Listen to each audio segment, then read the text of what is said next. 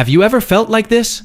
You understand English when it's slow, but when native speakers talk, everything becomes noise.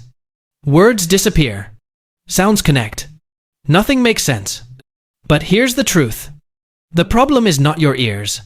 The problem is you're listening the wrong way. In this video, I'll show you how to hear almost every word in English, even when people speak fast, reduce sounds, or use slang. The real problem. Let's be clear about something important. You learned English from textbooks. Clear pronunciation, full sentences, slow speaking. But real English is messy. Native speakers connect words, reduce sounds, drop sounds completely. This is called connected speech. So when you say, "I want to go," they say, "I want to go." And your brain goes, "Wait, what was that?" The truth you need to accept. If you try to hear English word by word, you will always struggle. Because real English is not spoken word by word. It's spoken in sound patterns. So your goal is not to hear every perfect word. Your goal is to understand how English actually sounds. 8 powerful listening hacks. 1. Accept real English is not equal to textbook English. Stop expecting perfect pronunciation. Real English is fast, connected, and imperfect. Once you accept this, your listening improves immediately. 2. Learn reductions, real spoken forms. Native speakers don't say going to, they say gonna. Want to, they say wanna. Have to, they say hafta. If you don't know these forms, you won't recognize them. Learn how English is actually spoken, not just written. 3. Understand connected speech. Words don't stay separate. They stick together. Example. Next day sounds like next day.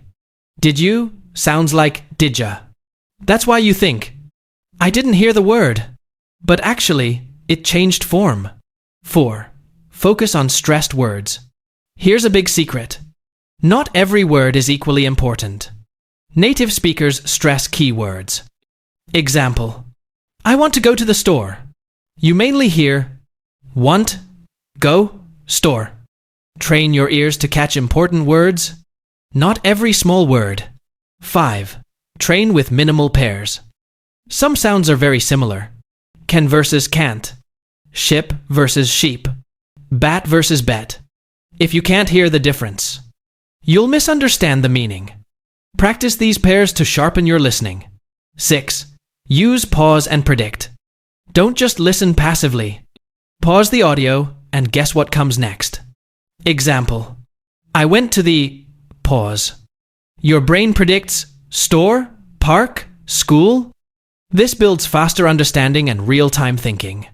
7. Control the listening speed. Don't start at full speed. Train your ears like a muscle.